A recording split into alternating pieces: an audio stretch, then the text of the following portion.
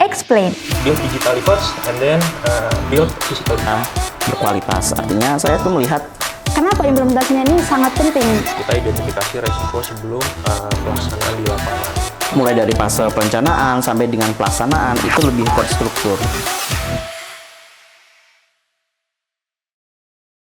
Halo sahabat PP, selamat datang di Explain.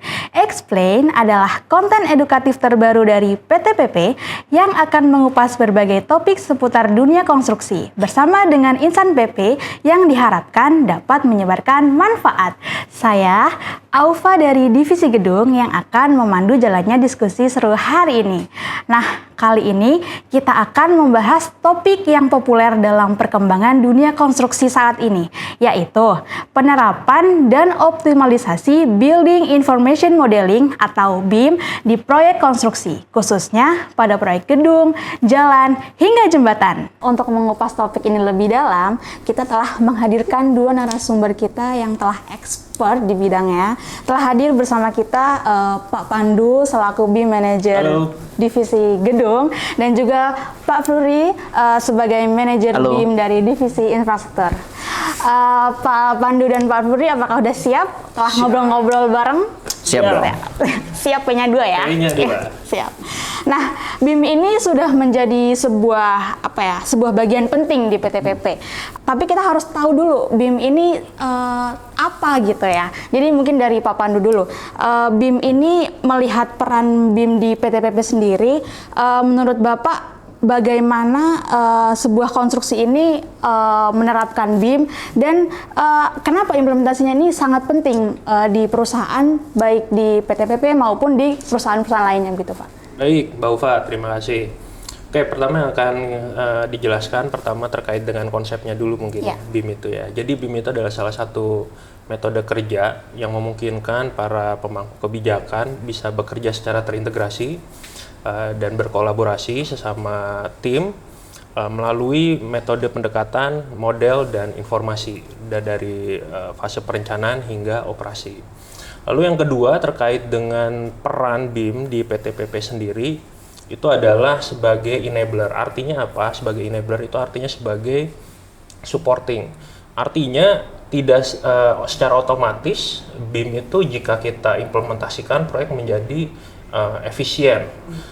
Ada beberapa syarat agar memang implementasi BIM ini bisa bekerja secara efektif dan efisien. Strategi yang kita berikan gitu ya untuk implementasi BIM di project itu adalah kita punya tagline build digitally first and then build physically. Artinya strategi membuat data virtual, informasi secara virtual itu memungkinkan untuk mendapatkan menguji data untuk memungkinkan mendapatkan hasil yang optimal ketika di masa pelaksanaan produksi fisik di lapangan. Kita langsung ke Pak Fluri aja kali ya. Jadi kalau menurut Pak Fluri dari sisi teknis maupun pelaksanaan di proyek begitu Pak, apakah perbedaan paling signifikan ketika proyek tersebut mengimplementasikan BIM dan bagaimana ketika tidak mengimplementasikan BIM atau bisa dibilang konvensional begitu?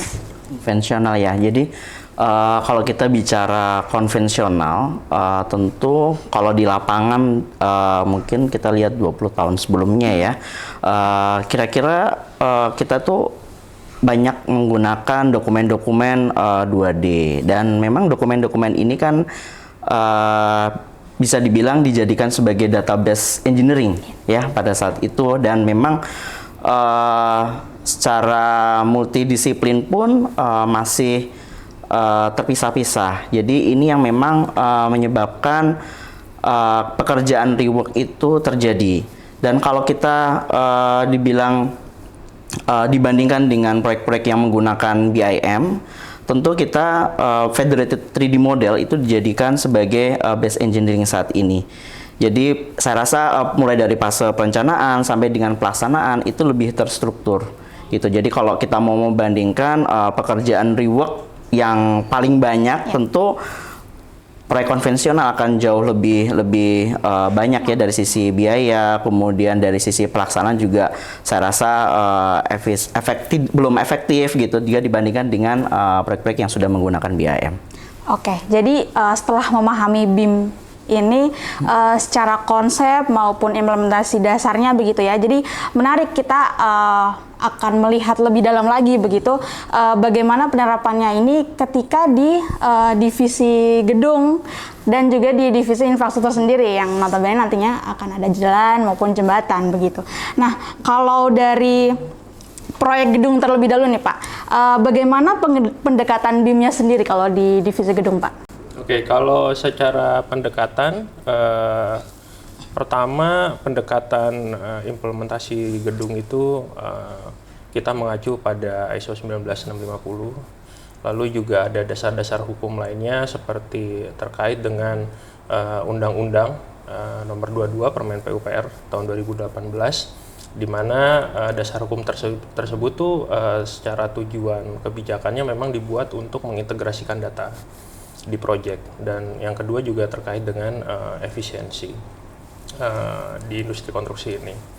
Lalu juga penerapannya juga dari awal fase tender hingga fase pelaksanaan. Itu di fase tender kita mencoba mengidentifikasi BIM ya, untuk mengidentifikasi resiko sebelum nanti kita mendapatkan proyek tersebut. Lalu juga untuk di fase pelaksanaan juga sama. Kita mengidentifikasi resiko melalui implementasi BIM lewat model 3D dan informasi yang kita buat ya, kita kelola untuk mendapatkan informasi yang reliable atau handal begitu. Baik, itu kalau misalnya di divisi gedung ya Pak. Nah, kali ini kita langsung ke divisi infrastruktur 1 Pak. Jadi kalau misalnya BIM itu diimplementasikan kepada proyek jalan atau jembatan, itu bagaimana Pak pendekatannya?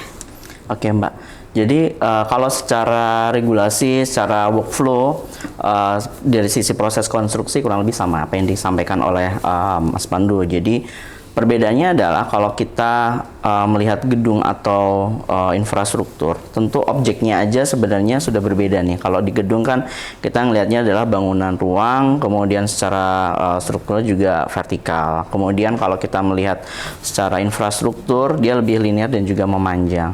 Tentu ada beberapa pendekatan, salah satunya kalau di infrastruktur itu lebih menitik beratkan terkait dengan pemodelan berbasis alignment, kemudian integrasi data geospasial itu juga diperlukan, kemudian pengendalian dari sisi volume earthwork dan juga konstruksibilitas. Artinya adalah sejauh mana sih desain yang sudah kita rencanakan di awal ini ketika nanti dilaksanakan di lapangan tuh efektif, efisien, aman, serta realitas nggak sih bisa dipakai di lapangan atau dikerjakan di lapangan, seperti itu sih Mbak. Oke, jadi ternyata BIM ini tidak bisa disamaratakan pendekatannya dari gedung maupun di jalan maupun jembatan ya Pak ya.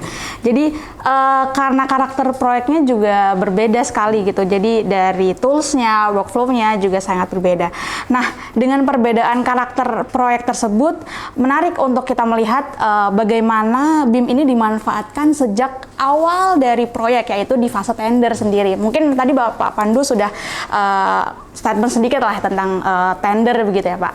Nah, kalau dari divisi gedung sendiri Pak, itu BIM di tender itu bagaimana Pak? Oke, kalau di fase tender untuk implementasi BIM, tujuan utamanya adalah kita memberi informasi ya kepada pemangku pemangku atau owner gitu ya, bahwa apa yang akan kita buat akan menimbulkan beberapa resiko. Misalnya seperti itu ya, kita identifikasi resiko sebelum pelaksanaan di lapangan.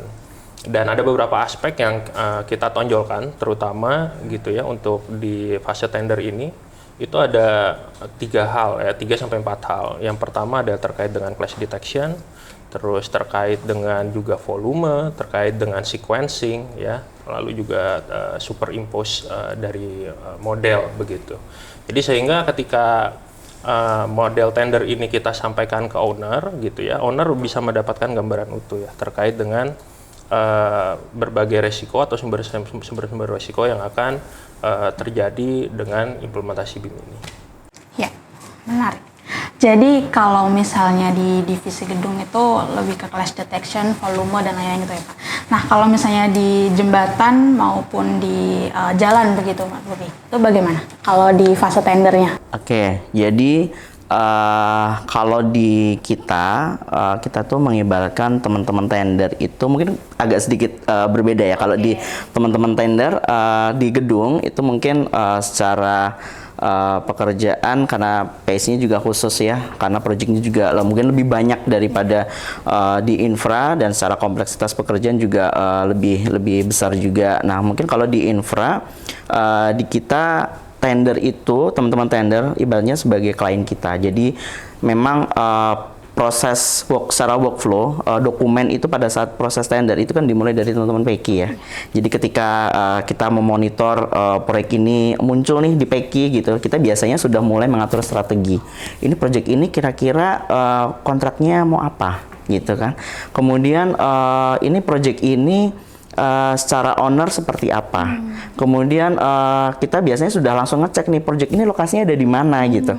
Karena kalau di infrastruktur itu kita perlu mitigasi potensi risiko terutama pada saat di lapangan ya. Kalau di gedung mungkin rata-rata di daerah perkotaan, jadi relatif lebih apa ya, secara risiko lebih bisa terlihat gitu. Tapi kalau di jalan jembatan atau di infrastruktur, kita juga selain jalan jembatan Mbak Ova, kita juga ada pemetaan lahan, kemudian infrastruktur bandara ya. Nah, terutama area-area yang memang masih remote area. Nah, ini kita perlu cek dulu Mbak Ova. Jadi kita biasanya ngecek dulu lokasinya di mana. Kalau misalnya lokasinya ada di remote area, kemudian secara urgenitas project ini lamsam atau design and build. Nah, ini jadi kritikal buat kami gitu. Tapi kalau pekerjaannya unit price, itu juga tetap kita monitor, tetapi akan dari sisi urutan gitu, secara prioritas pekerjaan adalah lamsan dan juga design and build ini jadi concern di kami ketika ini masuki fase tender. Berarti kan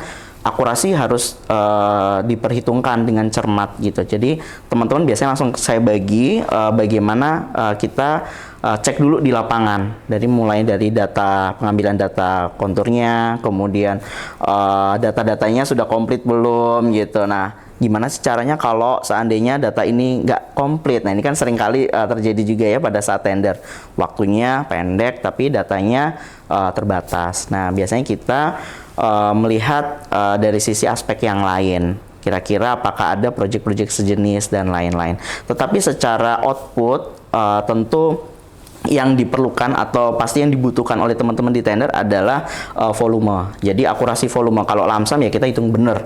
Sama mungkin Pak Pandu juga sama di gedung, pasti proyeknya banyak yang lamsam, jadi perhitungannya pasti detail. Kemudian ketika pekerjaan masuk ke dari sisi staging pekerjaan, kita juga harus cek. Nah, cuman kita memang tidak mengcoverage semua pekerjaan dari sisi metodenya, tetapi untuk high risk. Nah, kita juga memilah nih pekerjaan-pekerjaan yang sekiranya ini kira-kira secara metode pelaksana ada yang high risk nggak? Kalau kita high risk misalnya erection girder atau erection jembatan gitu kan. Nah, ini kita biasa pendetailan melalui BIM. Kemudian dari sisi aspek risiko. Nah, kalau tadi kontur datanya sudah ada, data-datanya sudah ada, biasanya kita springboard terhadap data model yang sudah kita lakukan. Gitu. Kemudian nanti kita bisa memberikan rekomendasi. Ada potensi risiko A, B, C, D. Misalnya rata-rata kebanyakan adalah dari sisi aspek geometri jalan. Nah, ini yang tidak mungkin perencanaan juga singkat juga ya. Jadi mungkin geometrik jalan itu secara teknis tidak dilakukan dengan benar. Nah, ini kita biasanya kita menyampaikan itu ke teman-teman tender, sehingga ini nanti akan ada potensi review design. Nah, ini akan ada potensi pekerjaan tambah kurang dan lain-lain. Itu biasanya kita sudah mitigasi di awal, sehingga risiko-risiko ini tercapture dari teman-teman tender, sehingga mereka melakukan analisa perhitungan harga dan strategi pada saat pemanahan tender itu sudah dilakukan dengan cermat. Nah, di samping itu Mbak, kita juga ngecek juga nih secara visual apakah project tender ini memerlukan beauty contest apa enggak. Biasanya itu ada tuh project-project yang owner yang menginginkan untuk adanya presentasi teknis. Nah, ini kita juga support di situ, baik itu secara digital visual, selain video, AR, VR dan hal yang lain gitu. Nah, setelah proyek ini berhasil dimenangkan begitu ya di proses tender, tantangan berikutnya adalah memastikan pelaksanaan terkait di lapangan, apakah tetap sesuai rencana atau tidak. Nah, disinilah peran BIM juga sangat krusial. Nah, kalau dari di divisi infra Pak, itu ketika pelaksanaan sendiri itu bagaimana pendekatannya Pak? Oke. Mungkin saya berbicara workflow aja ya. Jadi kalau tadi kita bicara dari sisi fase tender nih, ketika project itu sudah dinyatakan menang ya, proses tender memang benar-benar sudah selesai, masa sanggah sudah selesai, kita sudah proses tanda tangan kontrak dan memang sudah dinyatakan kita diterima. Nah, data digital yang sudah kita create di tender ini pasti nanti akan diserah terimakan ke teman-teman di project. Ya, nah pada saat itu kita juga sudah mulai menyusun strategi pada saat pelaksanaan itu seperti apa, gitu. Nah, hal-hal yang memang jadi concernnya di tender itu juga kita sampaikan ke teman-teman operasi, itu di tim projectnya terutama. Itu bisa kita lakukan pada saat proses peer assist, kemudian pendampingan pada saat pre-construction meeting, itu juga kita sampaikan ke seluruh stakeholder. Artinya tidak hanya secara internal kita siap, dari kontraktor kita siap, tetapi kita harus lihat stakeholder kita juga siap apa enggak. Nah, penyampaian itu kita harus sampaikan pada saat di PCM. Begitu, termasuk potensi-potensi risiko yang ada di lapangan nantinya yang akan terjadi, yang sudah kita capture di dalam tender, itu kita sampaikan pada saat PCM. Supaya mereka pada saat pelaksanaan mereka sudah tahu apa yang dilakukan di awal, apa yang mereka kejar, supaya keterlambatan ini bisa teratasi, terutama dari sisi waktu ya Mbak, begitu. Kemudian di sisi lain secara proses pelaksanaan tentu kita memastikan dari sisi controlling, kemudian dari sisi edukasi ke owner, terutama ke teman-teman stakeholder lain, tidak hanya owner dan juga konsultan, tapi ke teman-teman partner kerja. Kalau kita KSO, kita dengan teman-teman partner kerja dan juga ke subkon kita, gitu. Jadi vendor-vendor kita juga sampaikan, gitu. Makanya memang secara ISO juga kita sudah ada ya requirement bagaimana BIM ini bisa dijalankan dari sisi teman-teman vendor, supaya kegiatan dan proses bisnis selama masa pelaksanaan ini sudah terstruktur dan juga sesuai dengan yang kita rencanakan di awal, Mbak. Gitu. Tentu pada saat proses pelaksanaannya selesai, handover pun itu juga kita sampaikan ke owner dalam bentuk sisi digital, baik itu dari sisi CDE maupun requirement lain yang sudah kita sepakati di awal dari AIR, kemudian dari BEP yang sudah ditandatangani bersama. Seperti itu, Mbak. Ya, baik. Itu adalah step dari divisi infra terkait pengimplementasian BIM di fase proyek sedang berjalan ya. Nah, bagaimana ketika di divisi gedung Bapak? Apakah sama ataukah ada yang berbeda dari divisi infra? Ya, jelas berbeda. Jelas ya, berbeda. Misalnya dari segi pekerjaan pun jelas berbeda juga, dari resiko juga tadi sudah dijelaskan juga sangat berbeda. Tipe resiko di gedung dan di infra berbeda. Kalau untuk di gedung sendiri, tapi ada beberapa hal yang memang secara workflow sama. Seperti misalnya ketika memang proyek sudah didapatkan, sudah tanda tangan kontrak, kita tadi balik lagi nih ke sebelumnya ya, di fase tender itu kan kita sudah meramu juga ya, mendevelop BIM model, yang dimana ketika kita sudah menangkan model tersebut nanti akan kita serah terimakan. Ketika di proses serah terima ini ada diskusi antara tim tender dengan tim operasional ya, di mana di sana diskusi yang terkait dengan sumber-sumber resiko yang akan terjadi selama nanti di pelaksanaan itu akan disampaikan di forum tersebut di PCM, dan catatan-catatan lainnya seperti use case, memang ada beberapa use case yang memang misalnya owner meminta requirement terhadap CDE dan lain sebagainya, kita akan bahas di sana juga. Lalu di fase pelaksanaan kita akan berusaha di sebelum 10% kita memahami bahwa memang seringkali gambar tender sama gambar forecon berbeda, sehingga memang ada masa di mana di progress kita targetkan di 0 sampai 10%. ya kita mengembangkan, mengolah data BIM ya 3D secara 3D model dari nol gitu ya sampai di progres 10% sampai memang BIM modelnya sudah jadi berdasarkan gambar 4CON gitu ya.